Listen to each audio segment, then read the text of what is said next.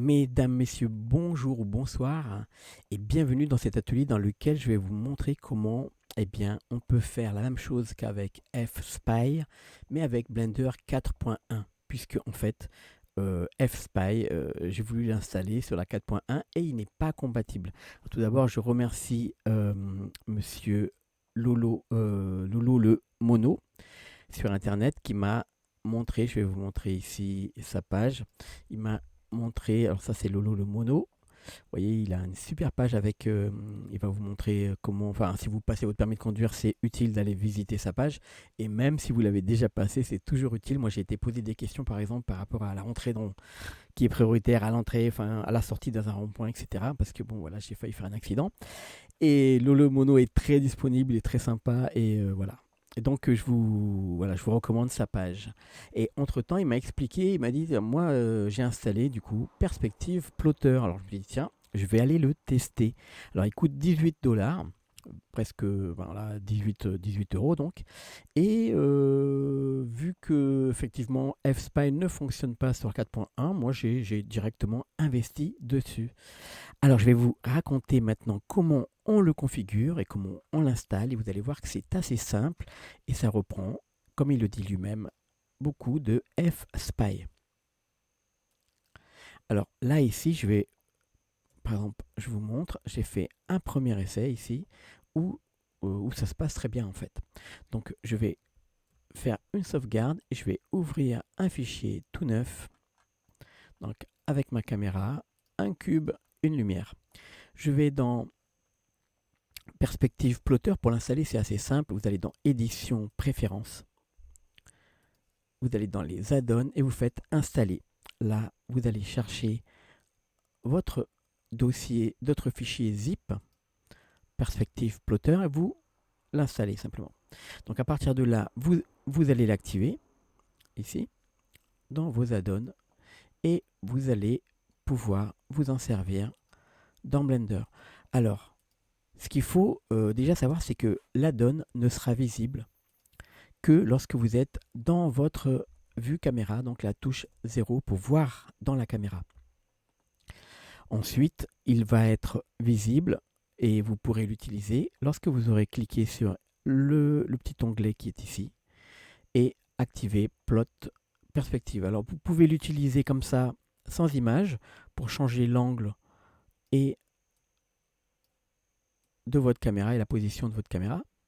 Ça marche.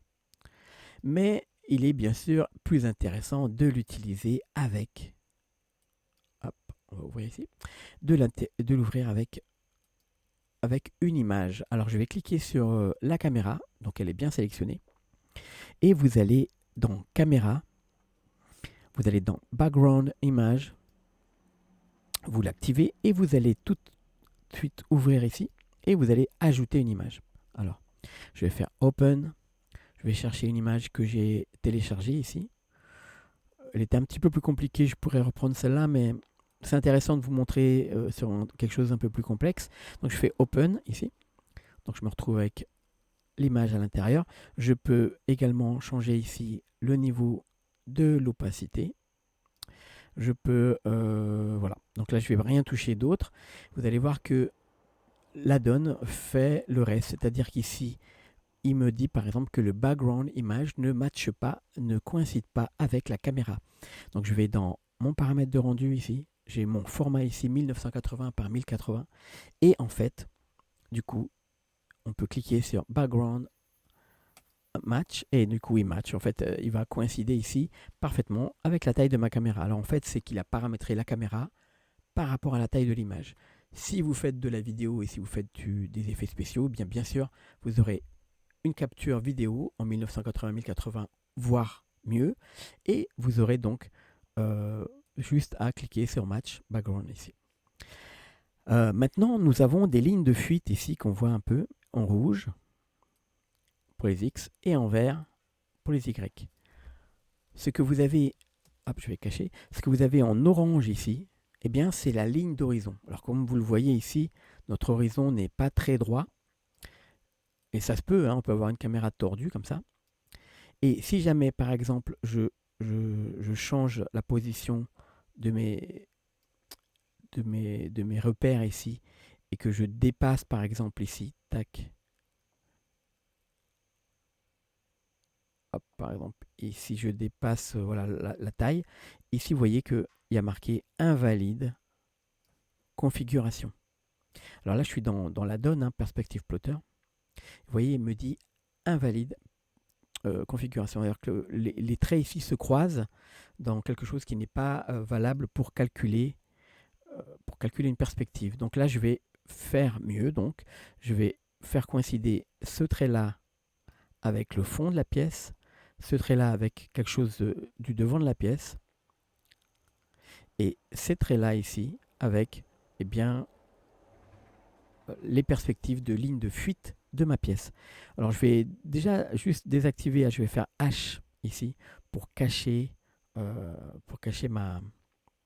mon cube.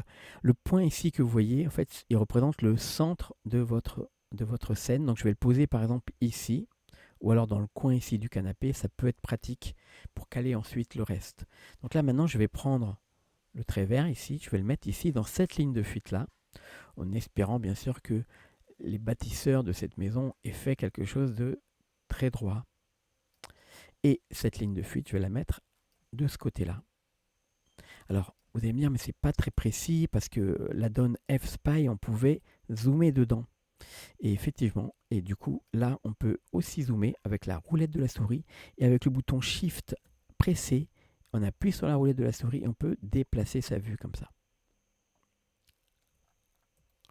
Donc ici, je vais zoomer, par exemple, pour mettre bien proprement mes petits plots.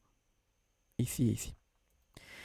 Alors, on va le mettre bien ici. On va essayer de suivre l'horizontale, à peu près comme ça. Et ici, on va suivre l'horizontale, par exemple, de ce carreau-là, au premier plan. Je vais essayer de voir si ça suit bien le carreau. Voilà, ça suit bien les carreaux ici. Et je regarde, on a une belle ligne d'horizon qui semble droite. Donc le photographe a bien pris droit, déjà ça c'est bien. Et puis là, je peux, vous voyez, c'est bien validé. Ici c'est bleu. Si je bouge trop, là, ça fait quelque chose d'invalide. Et là, normalement, il va...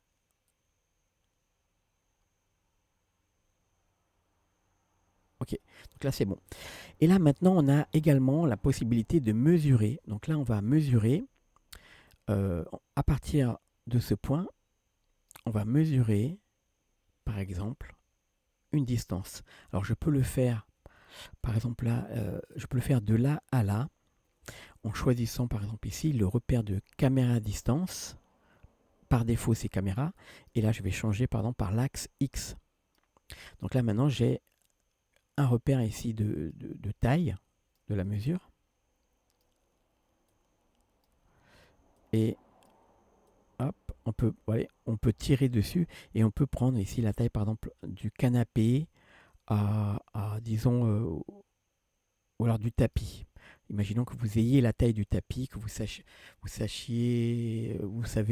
la taille de votre tapis, on dirait que ça fait du 3 mètres. Allez, on va mettre 3 mètres ici. Donc là, à partir de là, en fait, non seulement les lignes de fuite coïncident avec votre caméra, mais également la position et la taille du cube. Je vais faire Alt H pour le faire réapparaître.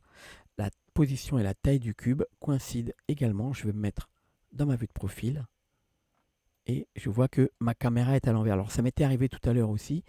Alors je viens juste à peine maintenant d'utiliser cet add-on, mais en fait il ne va pas plus loin que ça, donc, hein, mais c'est déjà très bien. Vous avez la possibilité de rajouter une troisième ligne de perspective, par exemple les Z. Vous avez également la possibilité d'ajouter, donc ici de bouger selon les normales ici de votre vue, le long de votre vue, droite-gauche, enfin X, Y, et de match ici. Alors on peut également paramétrer, s'il y a eu un mouvement de caméra, vous pourrez paramétrer ici les changements d'angle de votre caméra avec des clés. Donc là maintenant ce que je vais faire, c'est que simplement je vais tourner, je vais prendre ma vue, donc mon cube, ma caméra et ma lampe, puisque tout est à l'envers. Je me mets dans la vue de profil. Ah non, alors du coup je vais prendre juste ma caméra et mon cube, je me mets dans la vue comme ça, la vue 1, touche 1, je fais une rotation R 180 degrés. Donc là maintenant je vais lever mon cube, je vais le poser sur le sol et je vais me remettre en vue caméra. Vous voyez, pour nous rien n'a changé et d'ailleurs en fait tout coïncide avec ce qu'on avait fait précédemment. Donc là mon cube il fait 2 mètres. Alors si je le dépasse avec G, Shift Z et je le mets au niveau de mon tapis, si je mets la taille de mon tapis en X à 3 mètres, donc là par exemple, ça veut dire que j'ai Shift Z, ça veut dire que normalement, alors là j'ai pas dû bien calculer la taille du tapis parce qu'apparemment ça ne va pas du tout avec, avec mon cube. On va dire que je pense qu'il doit faire à peu près 4 mètres. Bon, alors vous avez vu quand même comment ça fonctionne. Je vais remettre mon cube je vais le mettre à 1 mètre ici, partout, et je vais le mettre ici en rotation par exemple. Donc là maintenant je veux mettre un sol qui va recevoir les ombres par exemple. Et bien vous faites Shift A, simplement vous ajoutez votre plane et vous devez tout modifier bien sûr. En prenant soin de toujours frapper sur les contraintes X, Y ou Z. Hein. Donc là je fais un G sur les Y pour le mettre au fond de la pièce. Hop. Là je vais prendre ces deux là et je fais un G sur les X pour le mettre au ras ici de mon mur. Un G sur les X encore ici pour le mettre au bout là-bas du mur. Alors ça doit être à peu près bon. Je vais faire une extrusion EZ pour aller vers le haut et vous voyez que la caméra matche bien avec la déformation de notre lentille. Je vais faire une E bien sur les X ici pour faire le plafond. Je vais m'arrêter ici. Je vais faire, ou plutôt je vais faire GX, je vais m'arrêter ici. Je vais faire un CTRL R, je vais couper ici. Alors le cube il m'embête, alors je fais H. Je vais faire CTRL R, je disais, alors j'ai X ici pour mettre au niveau, à ce niveau-là. Je fais CTRL R ici, je mets à ce niveau-là et je vais créer simplement F ici, une face. Et je peux continuer ici, CTRL R ici pour découper ici par exemple sur le haut du mur ici, pour faire une extrusion encore E sur les X. Puis une découpe CTRL R ici, et puis encore une extrusion ici, E sur les X. Donc il ne faut pas oublier à chaque fois de rajouter la contrainte dans la direction dans laquelle vous allez faire votre découpe et votre direction ici. Donc là je fais F pour créer ce mur là. Je vais faire une sélection par arrête, je fais Alt, clic, et je vais faire la profondeur ici avec une extrusion sur les Y. Et je vais m'arrêter au coin de la porte ici. Là, j'ai plus qu'à faire F. Et voilà. Donc là, maintenant, par exemple, imaginons, on va continuer un petit peu. CTRL, je rentre en vue édition ici. Et je vais faire, à partir d'ici, je vais faire une extrusion sur les X pour aller jusqu'au mur ici. Voilà. Donc là, on peut aller bien sûr beaucoup plus loin, mais comme vous le voyez, la création de notre intérieur ici est assez conforme. Hop, je vais remettre comme ça. Est assez conforme et assez surtout, eh bien, elle suit l'angle de la caméra, la taille de la caméra, et ce qui fait que à terme, eh bien, vous pourrez créer une scène comme celle-ci, par exemple, que j'ai fait assez rapidement quand même, avec par exemple l'éclairage qui rentre dans le bon sens. Et vous pourrez rajouter ou incruster un objet ou un personnage qui va donc utiliser les ombres de votre scène pour, eh bien pour être vraiment crédible dans votre montage ou dans votre incrustation vidéo.